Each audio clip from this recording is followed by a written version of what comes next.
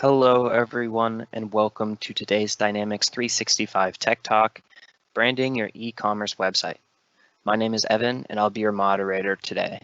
We are broadcasting this virtual event through Teams live events, and the audio can be heard through your device speakers. Today's virtual event is being recorded on behalf of the Microsoft Corporation, and by participating in the session using Microsoft Teams, your name, email address, phone number, and/or title may be viewable by other session participants. If you do not consent to be part of a recorded session, please disconnect at this time. The recording will be available on the Tech Talks Community Dynamics page within 5 business days.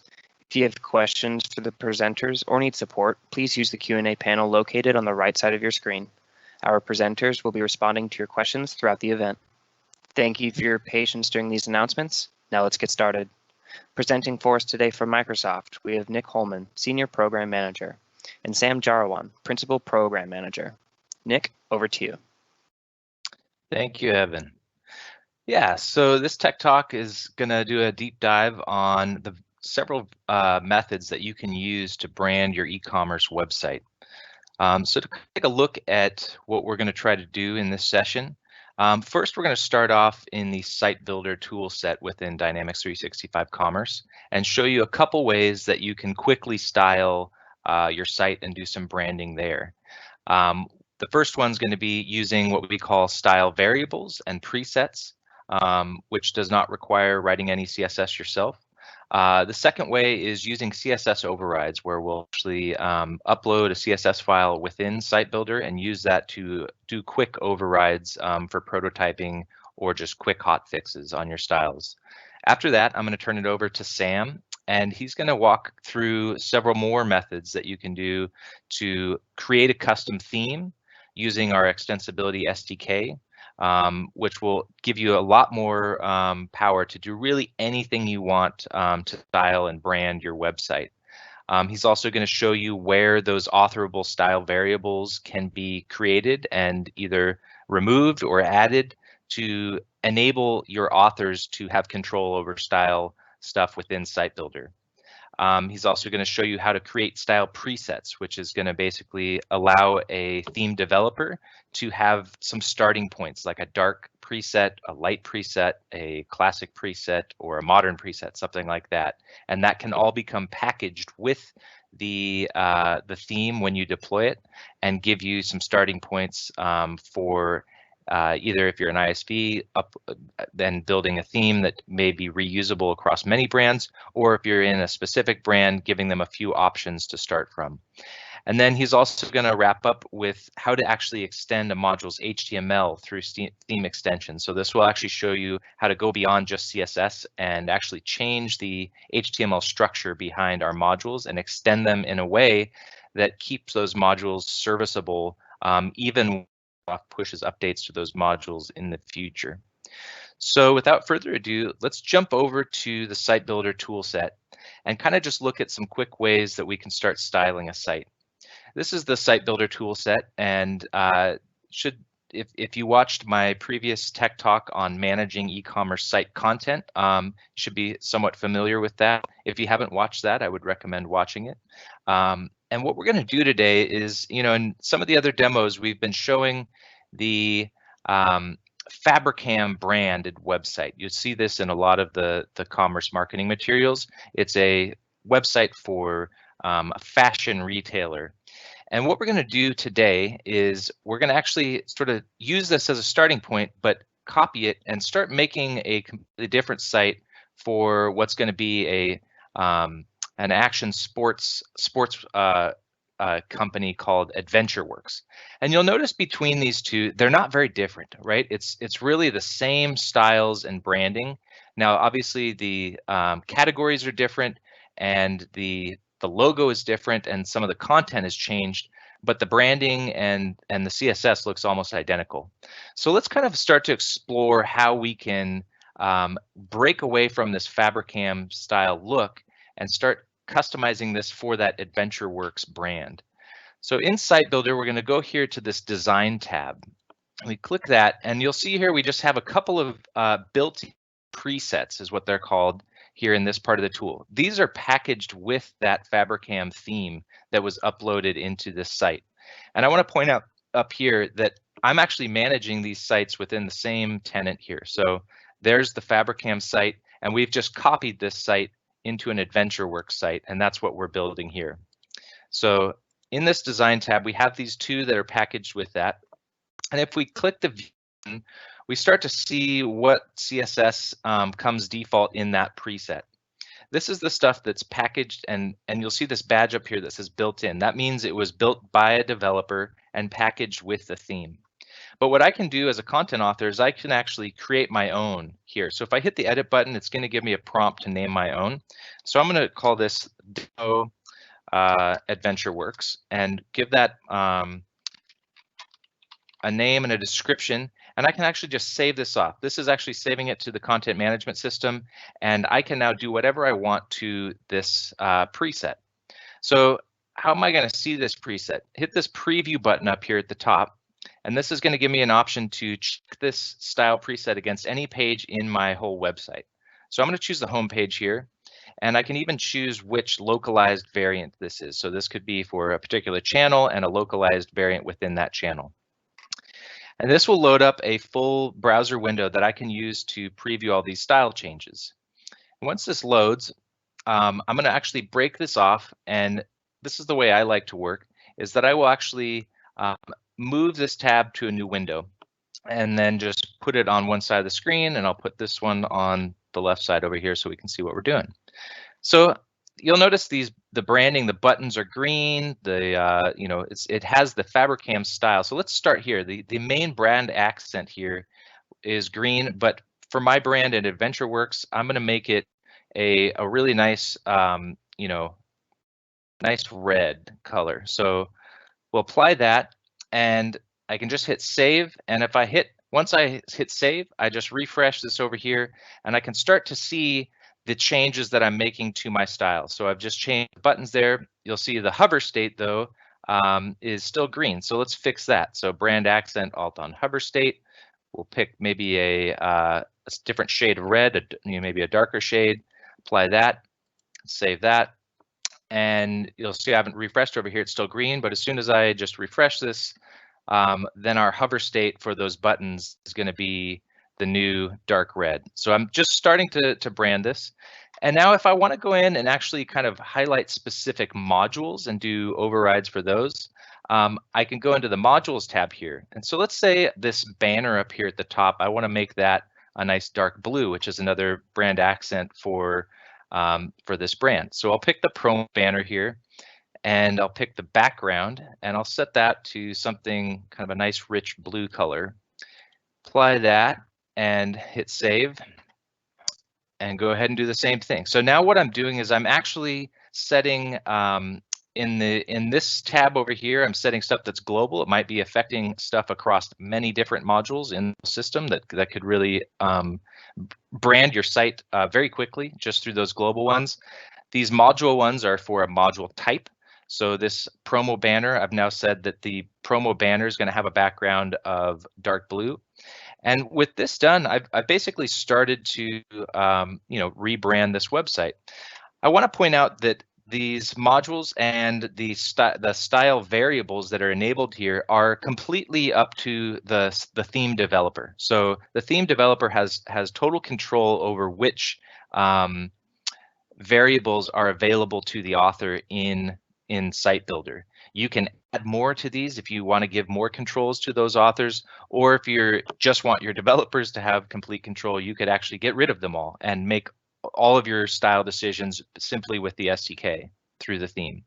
And that happens for individual modules as well as global modules. And Sam's going to walk us through that in the second half of this Tech Talk today. So we've kind of seen what that looks like. Once I'm happy with it, I can just hit finish editing just like any other document, and you'll see this button set as active. I'm going to actually go back here so you can see this here. Right now, what's active against my live site is still the default Fabrikam thing. So we were just previewing those changes in my demo AdventureWorks preset. But once I've sort of been happy with that, I can publish it, and I can publish it directly here. I can also publish it through a publish group for this preset. And if you want to learn about publish groups, I cover those in more detail in the content management tech talk that I did last week. So go there if you'd like to understand a little bit more about how publish groups. For right now, I'm just going to set this live by clicking on that and saying set as active. And as soon as I do that, now that preset is now active against my live site. So if I actually even go up here and remove the preview piece from the URL, this is going to render against my domain. It's going to look identical, but now this is actually my live site that has all those changes that I've just made. So now what if I want to do a couple quick hot fixes or test something that maybe isn't available through these style presets or the variables that have been enabled? I actually have another tool at my disposal here in Site Builder that doesn't require theme development or deployment. And what I can do is basically go here and use my browser dev tools to actually check out the CSS. So if I go here and use those dev tools, I could start messing around with the CSS here. So let's maybe change the font family here to a different font. So I just changed that font there. And now what I can do is just, once I've made all the changes that I want, and this could be across the whole page or the whole site even, I want to copy those changes, and I'll just basically bring them into a text editor and paste them in there. And I'm going to create my own CSS file. So this was the only thing I changed there, so I'll remove that. And I'm just going to save this as a CSS override. So I will find that there, and we'll name this demo AdventureWorks override. And I'll save that to my computer. And now I'm going to go back into Site Builder. And I'm going to go down here to the bottom where it says Site Settings. And there's another design tab here. This, in future updates, this design piece will be moving up under Publish Groups. The thing to understand is right now the CSS overrides are really treated almost like just a straight site setting. We are going to move those so that you can publish those as part of a Publish Group. So this functionality in a future update will be moving into this design tab as well. But what I'm going to do here is hit Upload CSS File. This is where I can add my overrides. And I'll pick that one that I just created. And it's uploading it, and there it is. And now I can actually preview my site and check those changes if I need to. So let's go ahead and do that. And again, let me, I'll blow this up. And we can pick any page in our site, just like the other style preset workflow. And I'll choose my ENUS variant. And it's going to show me a preview of that style override with that new font done through the CSS override. So that's how you do that. Once I'm happy with those changes, I can just hit activate. And again, this is the same way that that you can do that. And so now we've basically pushed this CSS override against our live site. We were able to preview it beforehand. Now this is actually the live site CSS. And thing to understand here as far as the fallback for CSS and variables for this stuff, the way it works is this CSS override file here is the top of the stack. This one will override any styles from either the theme or from your presets. The second piece down from that in the cascading styles is going to be your style presets or the variables that we just showed there. And then underneath that will be the styles that come directly from your theme that Sam's going to be walking you through here in a minute. And before I hand it over to Sam, I want to show you one other tool that you can use here. This is showing you how to sort of target specific CSS classes through the CSS overrides, or in the previous example, showing you how to target stuff based on global style variables or module type specific variables. But there's even a next level to that. If I want to, say, in the home page, target a specific instance of one module, where I can do that is basically I can pick any of these modules in the editor, and I can actually give it a custom CSS class name here. So if I edit this and want this particular content block to have a specific CSS selector that I can use in my overrides or my themes, I can go here and down in the property panel, I can actually give it a custom name. So this is, a way that you can actually target a specific instance within a page if you need to do that. So with that shown, I'm going to flip back to the PowerPoint here, and I'm going to pass it on to Sam to walk you through how we can do some of this stuff in the SDK using a custom theme and some other tools through the SDK. Sam, are you ready? Yeah, thanks, Nick. Okay. Thank you. So that was a great overview, Nick.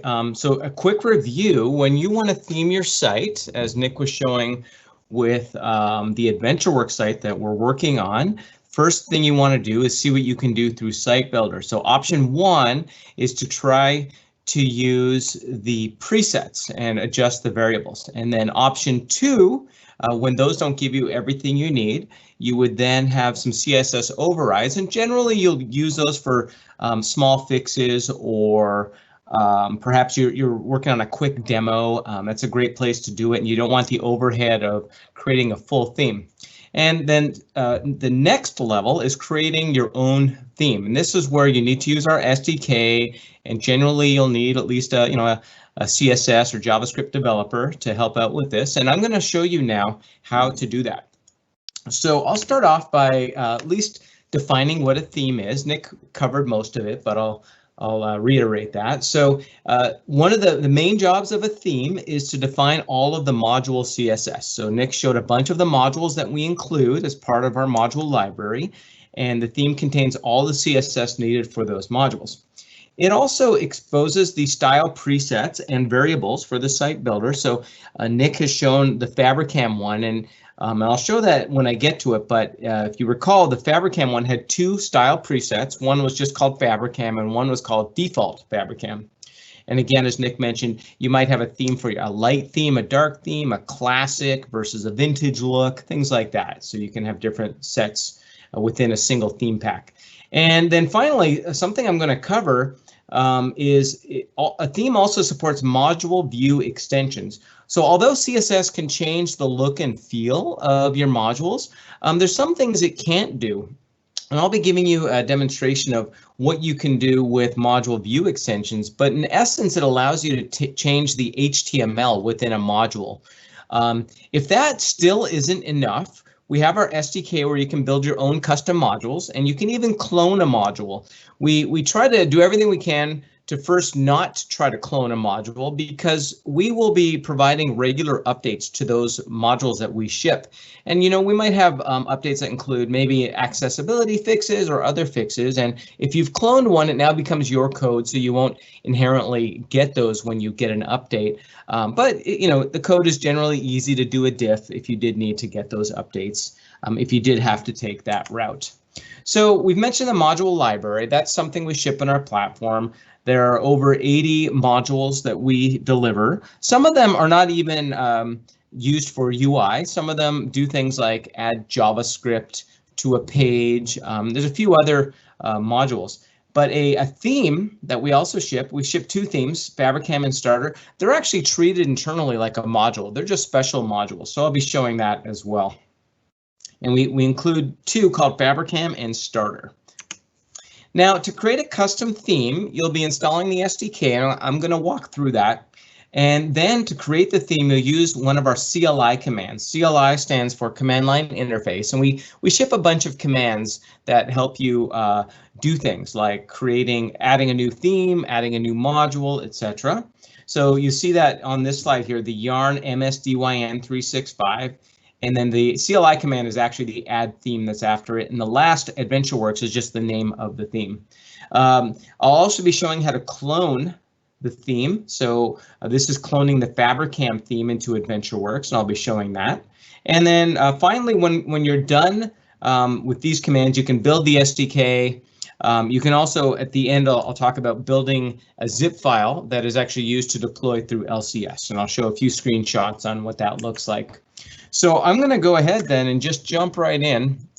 So the first place I'm going to start is showing you where to get documentation for this. At the end, I'll have a slide with it, but in this case, it's aka.ms/commerce online channel extensibility. Where that takes you is to our doc site under commerce, e-commerce section, and within that you'll see an extensibility section here, and then there's a whole section for online channel extensibility. That's everything to do with e-commerce. There's a get started node in here, and under that is a set up a dev environment. I just want to show you this real quick because I already have this set up on my local machine here, but there are 3 tools you'll need to install. The first one is a code editor, Visual Studio Code, and these tools, they'll take under 5 minutes to install. So Visual Studio Code is a great JavaScript editor to install. And then what you'll need is Node.js. Node.js is a JavaScript runtime. What that allows you to do is as you're developing these modules and themes, it will allow you to see the end result. It'll also allow you to browse your website, but being rendered on your local site. And I'll be showing you how that can be done. So you'll need Node. And then last, as part of Node, to download our packages, like our SDK and our module library, we use something internal to Node, which is called NPM, which stands for Node Package Manager. That's how all our packages get pulled in. We use one extra tool that runs on top of that called Yarn, and you'll see me use Yarn a few times, and it's just a helper tool. So once you have those 3 tools installed, then you'll see we have a GitHub repository. I'll quickly open that, and this is where you can get sort of the starter for your SDK. Okay, and to download it, you can do it in 2 ways. You can just download the zip file here, or instead I'm going to use the Git Clone. I'm going to close this, and I have that command written out right here. So I'm going to go ahead and do that. I'm going to open up a command prompt right here, and I'm going to create a new directory. So I'll call this Tech Talk. Here we go, and I'm going to paste in that command Git Clone and then the URL for the GitHub repository. Okay, that just took a couple of seconds. Now I've downloaded that set of files, or as I mentioned, you could have unzipped this. It created one directory. I'm going to go into that directory, and there's a few files in here, but I still haven't pulled everything down. If you remember, I mentioned something called NPM and Node Package Manager. Well, there's this file in here, package.json, which tells us all the packages that our SDK relies on. And so I'm just going to run a command called yarn, and that's going to go ahead and start pulling down all those files. This will take about 40 seconds. I think that's what it took the last time I ran this. And while that's running, I'm going to now launch Visual Studio Code. And in Visual Studio Code, I'm going to open that new folder. And that was Tech Talk, and then that one folder. That's the parent folder I'm going to open, and then I'll see all the files here. Now, the one filing, before I get to showing you how to create a theme, I do want to modify this Env file. This has a few things. When you see me in a moment running our node server, it's going to have port 4000, which is right here. And I want to set this variable here, msdyn365 host.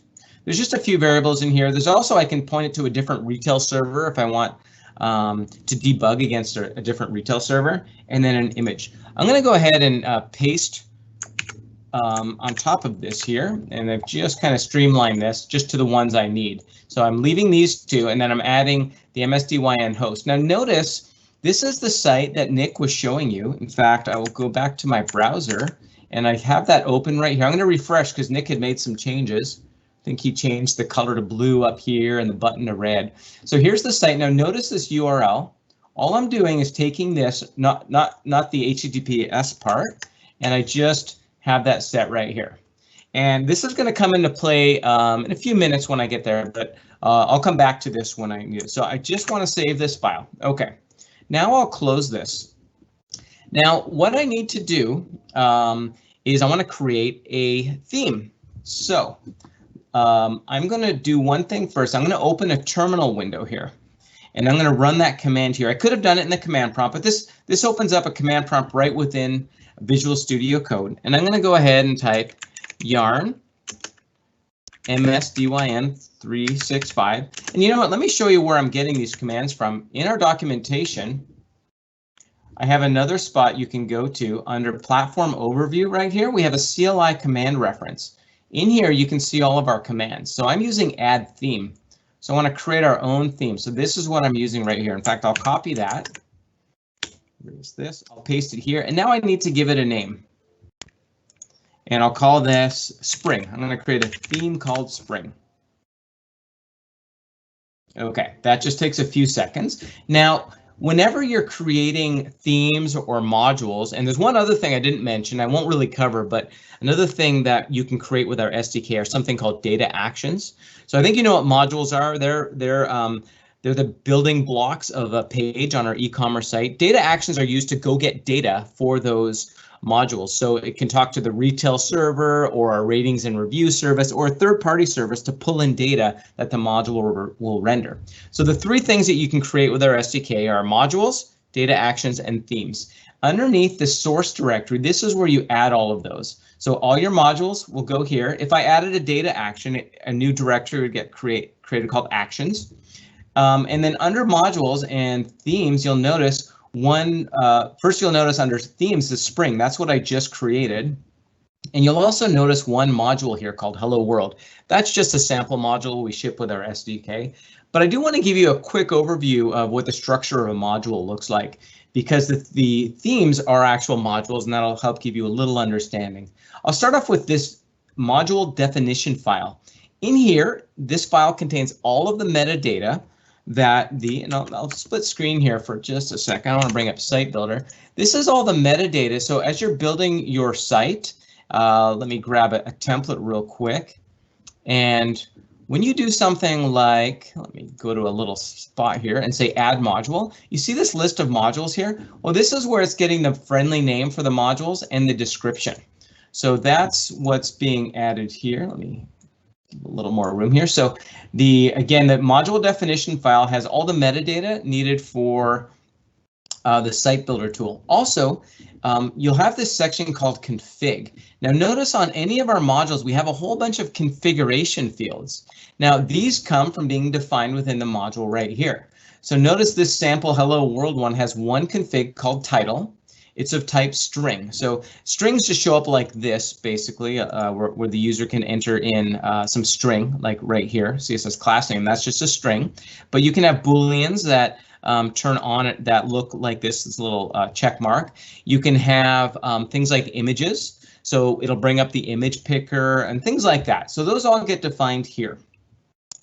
Now, now that you kind of know what the definition file is, I'm going to quickly just pop over to the theme definition file just to show you how similar it is. Now a theme doesn't have configs, but it does have the friendly name and the description. So now you can see. Now the one difference is the type in a theme is called theme module, whereas if I go back to the Hello World module, this one is called content module. So those are a few differences.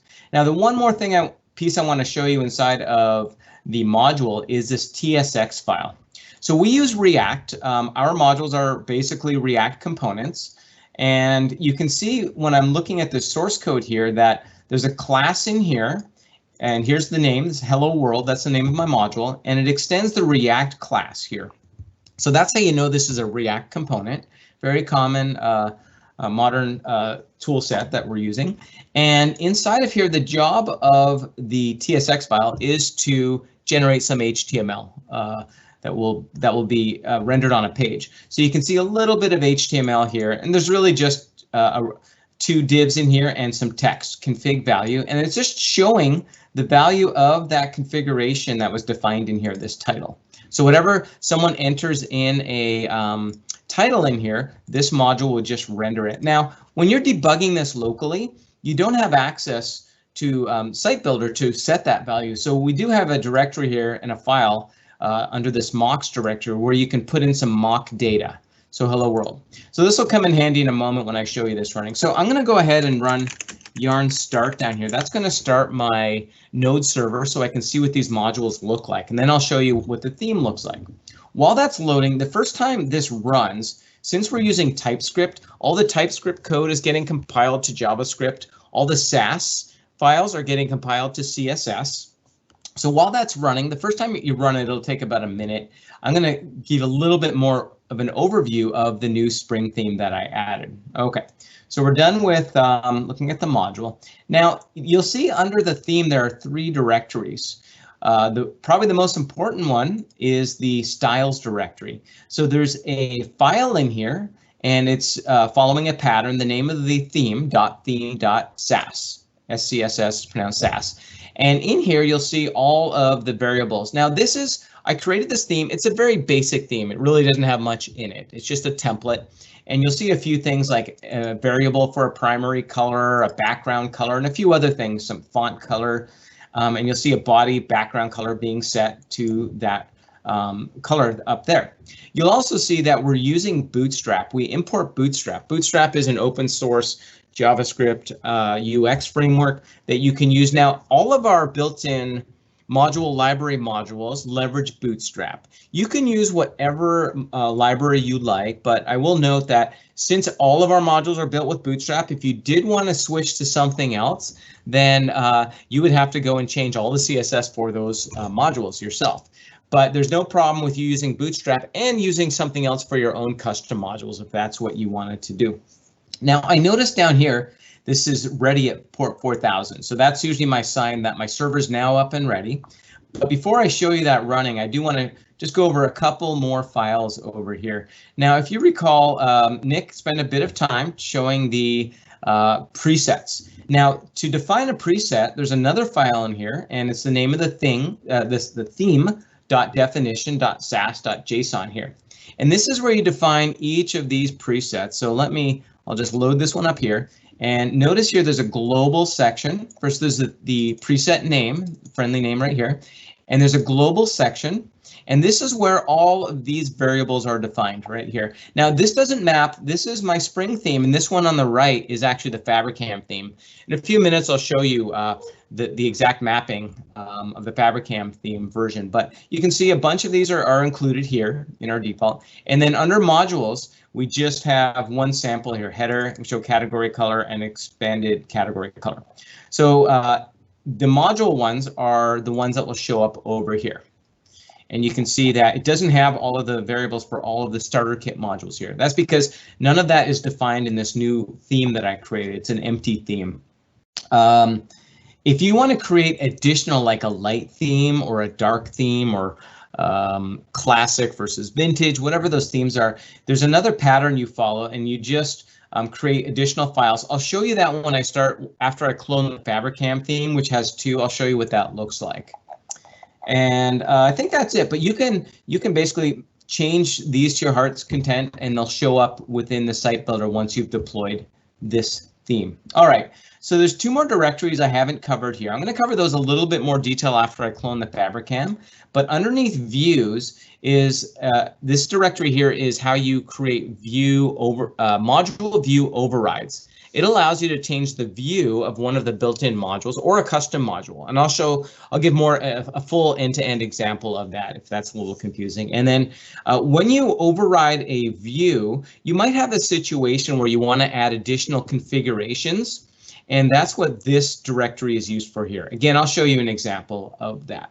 Okay, now that my node server is running, what I can do in my development environment is there's a special URL I can use, localhost:4000. If you recall, I mentioned in the Env file, it showed the port 4000, so that's where that's defined.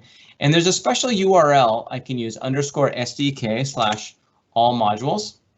And because I'm using HTTPS, it's saying I don't have a valid certificate, and that's okay. I'm using a dev environment here, so I'm just going to say to trust it. That's okay.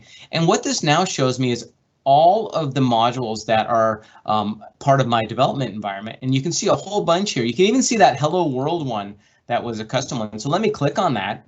And if you recall, I'll quickly go over to that Hello World file. Remember this TSX file that was outputting this div, and that's exactly what it's outputting here. So if I was to just add a couple characters over here and hit save, notice underneath here it starts building. So this is kind of neat. It detects any changes I've made and then automatically compiles it, and then I see it outputted here. Same with any mock data. So if I change the mock data here, I'll just slightly change that. When that's done saving, building, I should see I have to refresh that one, and you can see the B's added here. Okay, now this Hello World module is not really a real world example. You know, it's not doing much, but it's a good starting point. Now I'm going to go back, and now I'm going to show you one of the other modules. If you recall, Nick was showing you the promo banner and he changed the background to blue. Well, let's go see what that one looks like here. Well, okay, I see some text here, but it doesn't at all look like this. Well, the reason is no CSS is being defined yet. And the reason is I haven't told it what theme to use on my local dev environment. So I basically said, hey, just load up this module, but it doesn't know where the CSS files are. So to support that, all I have to do is add a new query string parameter, and I'll use the built-in theme Fabrikam. So I'm going to say and theme equals Fabrikam. Now notice how it looks a bit more like this one here.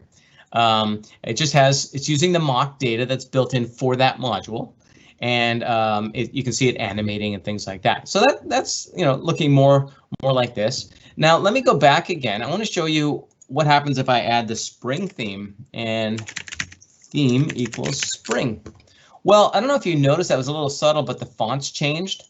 Now, what's happening here is my spring theme has no class definitions for, whoops, let me open up the styles for that module. So that's why it's not showing up. So I'd have to go add them to here. But the reason the font is changing, the size is slightly, is because I'm bringing in Bootstrap, and it defines a different set of resources that are being used here. So that's what's happening there. So as I mentioned, creating your own theme is one way you can do this, but you miss out on all the CSS for our 80+ modules that we ship. So a better way to start off a brand new theme, if you're doing it, I like to recommend, is to clone or copy the Fabrikam theme. So let me show you how to do that. I'm going to, in my command prompt down here, I'm just going to escape out of my node server to stop it. And I'm going to type in a new command, yarn, msdyn 365. So all our CLI commands start with that.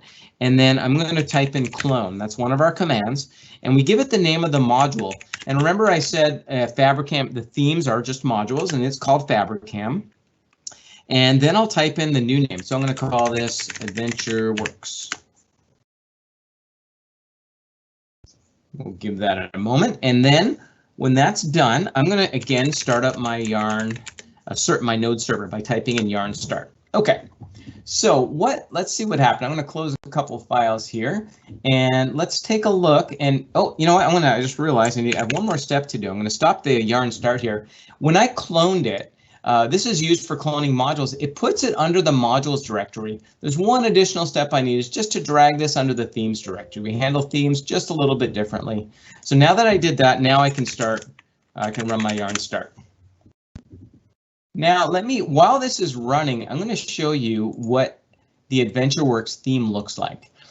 You'll see a few more files in here. So first I'll start off with that definition file. So again, notice it has the name I provided when I cloned it, but it doesn't have a new friendly name. So I'm going to add a friendly name. AdventureWorks. And by the way, the friendly name for a theme, if I go back to Site Builder, one of the places it shows up is there's a drop down for your themes right here.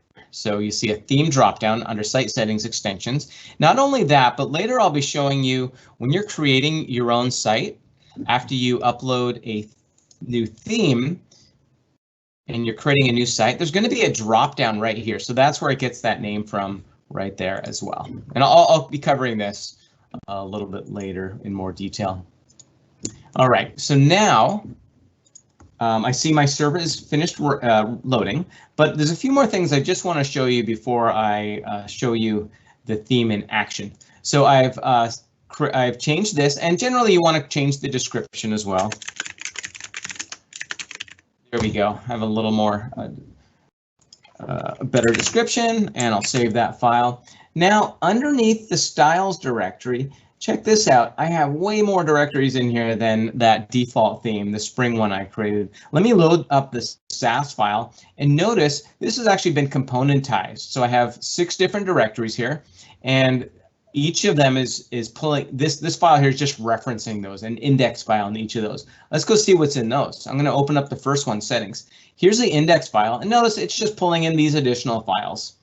The first one is colors. So this is where all of the Fabrikam default colors are. So you see different levels of gray. You'll see the primary color. If you recall, When Nick started, the background for a button was green. So that's where this green is being defined right here. You've got a whole bunch of variables in here, and some root variables are being defined here. So that's what's happening in this color Sas file. Next, we have the fonts Sas file. This is where we define all the fonts we're using and the font sizes and whatnot. So you can change those in here if you desire. And then there's an icons directory. We use Font Awesome for our fonts that we ship in our starter module library, and you can change any of these. You can use something different besides Font Awesome if you like, and you can change all of those here. But these are all our glyphs that we're using from Font Awesome defined here. And then the last file here is responsive breakpoints. You can change these as you like, and you can see our sites as you develop, and they're fully responsive as you get down to a mobile view size and whatnot. So if you need to change any of those breakpoints, you can do that here. The next directory is tools, and here you'll see some Bootstrap imports coming in here. I won't cover all of these in details, but there's some more additional layout information here, mix-ins, etc. under tools. Generic has a few generic things like buttons. You can see some Sas for the buttons. So if you need to change your button, for example, you can configure those in here. There's a few others here, form, image, some of the generic controls. And there's also a section for components. We have some components that we ship. Again, there's button alert component, and you can modify the Sas for these as well here. Now, the last and probably most important one I really want to cover is this modules directory. Now, check this out. We have a Sas file for pretty much every one of our module library modules. So let's see, Nick was showing the promo banner. So let me open that one here, and here you can see there's the main promo banner class right here. And so as you're developing your own modules, you might have custom modules. We have that Hello World one, for example. I might be adding a new class name right here. So my new module, and then as long as you have, and I'll just erase that, keep that clear, and then you can just go create a new Sas file in here. And that's where the module will map to its CSS. All right, so again, I'll be going back in here in a few minutes to show you how I can change some of this. RTL support here. When you have a RTL language, right to left language, we have different Sas that will get loaded for those. The next file I want to show you is the style preset. So let me go back over to design right here, and recall that as Nick was showing you, there was a Fabrikam and a default Fabrikam. So I'm going to quickly click on view, and I showed you this when I was in the spring theme, but I'm going to show you again. This is where all the Fabrikam ones are defined. So notice this default color is the one that's being shown right here in background. So if there's any variables, first of all, one, if you don't want them to show up here, you can just delete that one section. Or if you want to add them, all you need to do is go find a setting that hasn't been added. So maybe in colors here, maybe this font secondary color wasn't added. So it's as easy as just modifying, copying one of these sections. So I'll just show you that. Copy a section here. Notice it's kind of, the tool is underlying this because I'm defining the same one twice. But you can go grab a variable that you need to expose and then just paste it right over this right here. And then you can give it your own friendly name, your description, the type, if it's a color. The color is used to bring up the color picker, and then you can define a default or not. So I'll just back that change out. Now, once you want to have a second style preset, and again, I'll just hit the design button here. Notice this second one that's available, default.fabrikam. That one here is just following a pattern where you name the file name, default dot name of the theme. And so if I wanted a light and a dark, I could have light.adventureworks. And then the difference, and you want to make sure you have a unique name here. So notice this one here is just called Fabrikam, and this one here is default.fabrikam. You can have a friendly name in there as well. And then in here, you'll notice that this only defines two modules. What's happening is that when you select this default Fabrikam, it'll pick the default values that you've already set in your default one, but now you can override additional items. So in this case, if you see the header is selected. So if I go over to the header module here, you'll see the triple F right here is defining this color right here, the header background. And there's another one, navigation menu. But all the other modules in here will just be the same defaults that were defined here. So you don't have to redefine everything, just the differences that you want in one of these themes. Okay, let me show you a little bit of that in action. Now, if you recall a while ago, 20 minutes ago or so, I edited this Env file and I set the host to my website. What this allows me to do is see my live website rendered in my local development environment. So in my URL, if I just say localhost :4000, actually notice too, it's doing an authentication. I have to have auth access to that production site.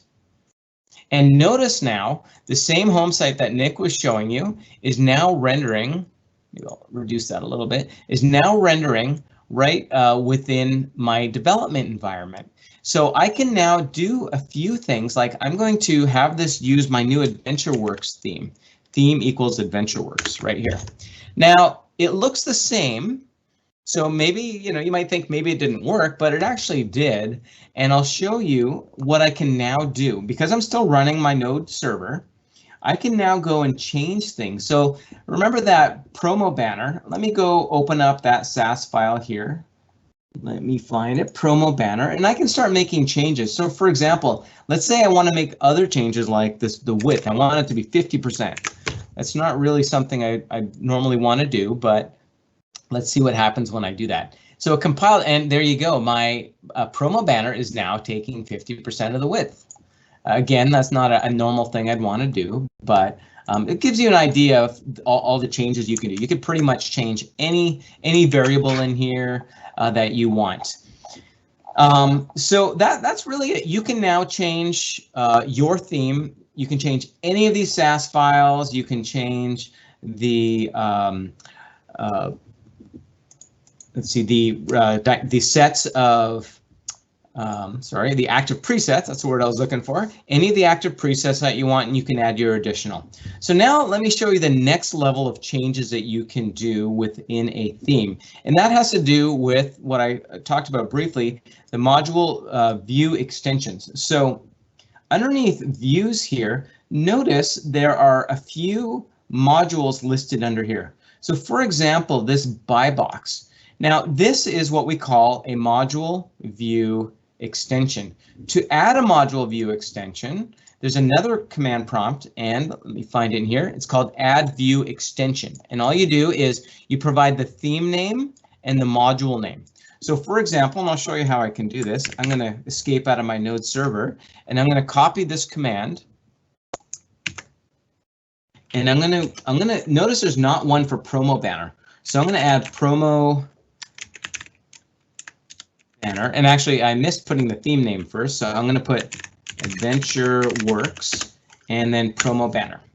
Now notice in a second here, it's going to add a new file called promo banner. All right, and I'm going to run yarn start here, and there we go. I now have a view extension.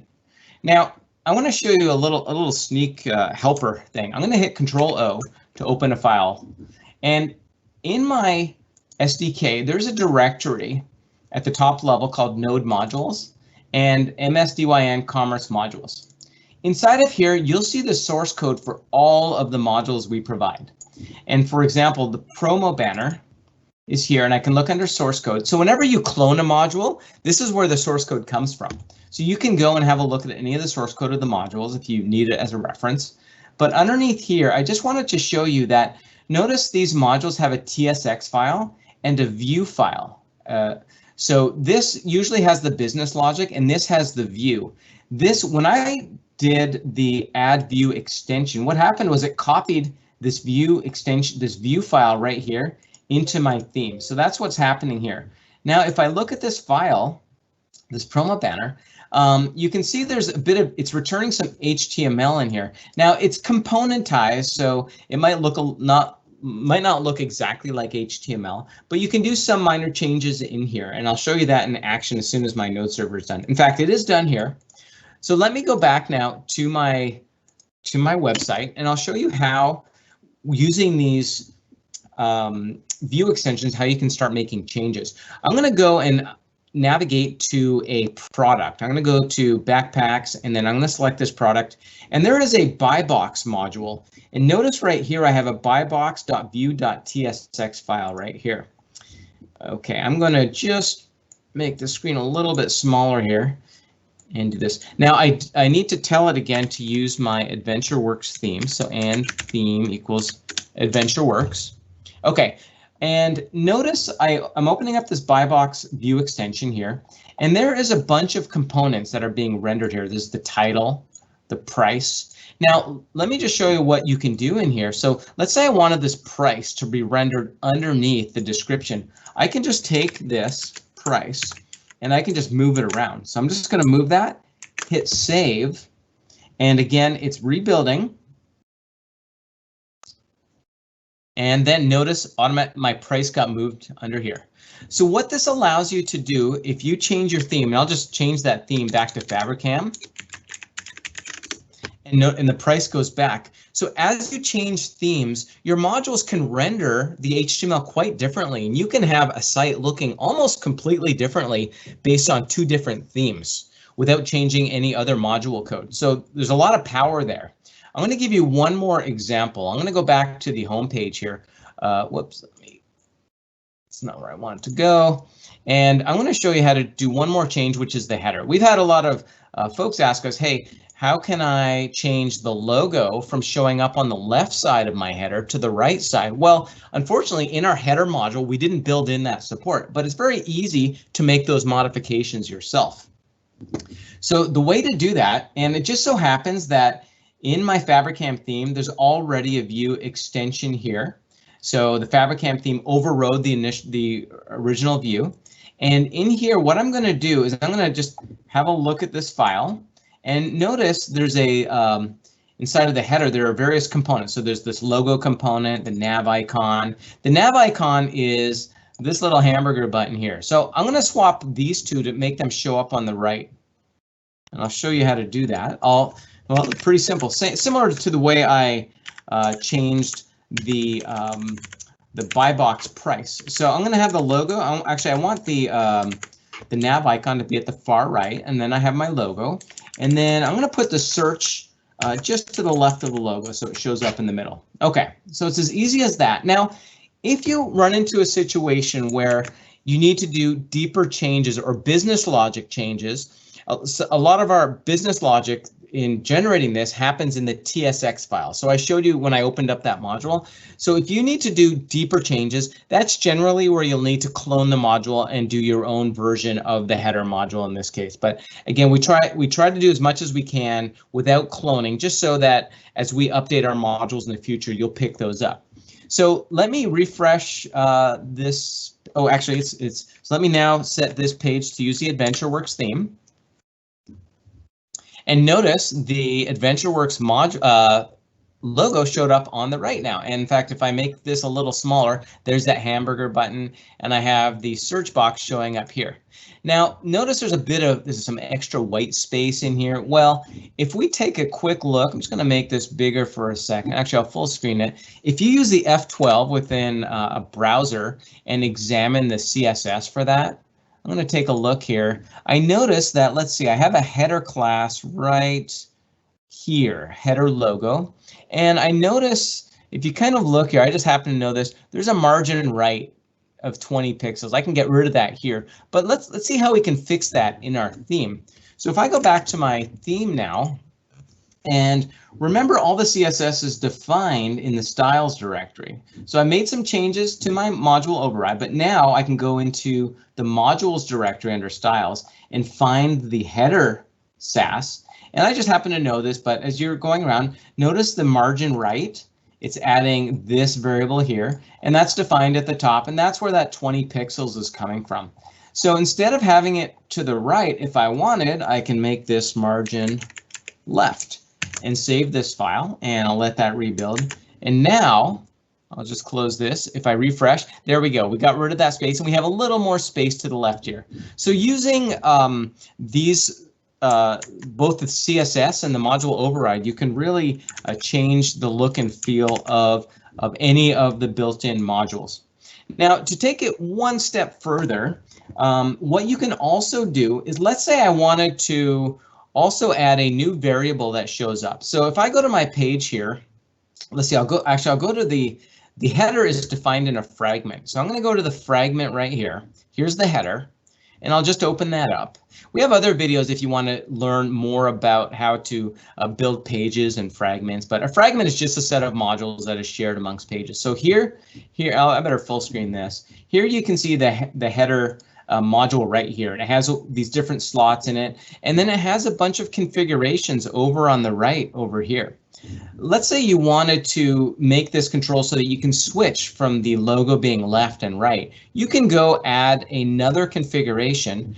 Now, again, I mentioned you can clone the module and do that right in the module definition file, but we also have a way within a theme to add additional configurations. So that's what this directory is used for, the definition extension. And I'll just take a look at one of these. Here's a buy box definition, and notice, actually this one's not using it. Let me find one that is using it. Here we go, this promo banner. For Fabrikam theme, they have added a new alignment configuration that shows up, and here are the possible values, left, center, and right. So if I wanted, I could add a header file in here. This one you have to create manually, but it's really simple. You just can copy one of these files here, create a new header.definition.ext.json. And you can add any new types in here. Now in your TSX file, you will be able to access these variables. So notice this alignment here was added. There's actually this auto-generated file, and that alignment gets added to one of the interfaces. And then within the component, you can now leverage that. So I can go into header, I can leverage that property, and I can now change the HTML. I could sort of put an if statement in here. If it's set to left, do something. If it's set to right, render it the other way. So that's basically what you can do, and that's the power of a theme. Now, once you're done creating your theme, creating any modules and actions, anything else that you need, you can then build this. So you use a command yarn msdyn 365 pack. That's going to go and build everything for you into this zip file. And I'm going to switch real quickly back to our documentation. We have documentation on this: deployment and maintenance, package configuration, and deploy them to an online environment. That's basically the next step. And I just showed you this command here, yarn msdyn 365 pack. Once you're done that, then you can log into LCS and select the environment. And then under the assets library, you can select e-commerce package, and then you can upload that file. That'll take about 10 minutes to upload the file. It does a bunch of validation to make sure everything is good with that file. And once that's uploaded, then you can go and deploy that package. So you then pick your environment, you select manage, and this is where you manage your e-commerce or your scale units. And it's as simple as just saying apply extension. You'll get a drop down with all the available themes. And then once it's deployed, it's now available. So once you deploy it, then you're in a state where if you were, for example, in the managed sites and you select new site here, you're now going to have AdventureWorks or whatever theme you've created will now show up as a theme pack. Now, one thing I do want to call out is that Nick was showing you AdventureWorks here, and notice it's using Fabrikam theme pack. We don't have the ability right now in Site Builder to change to a different theme pack.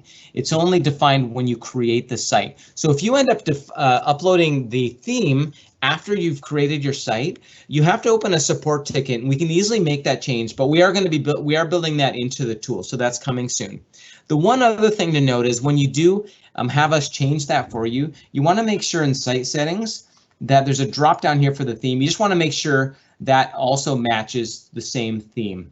We're going to be consolidating that, so it's just one spot that you pick it from. But in the meantime, that's what you'll have to do. So that pretty much wraps it up.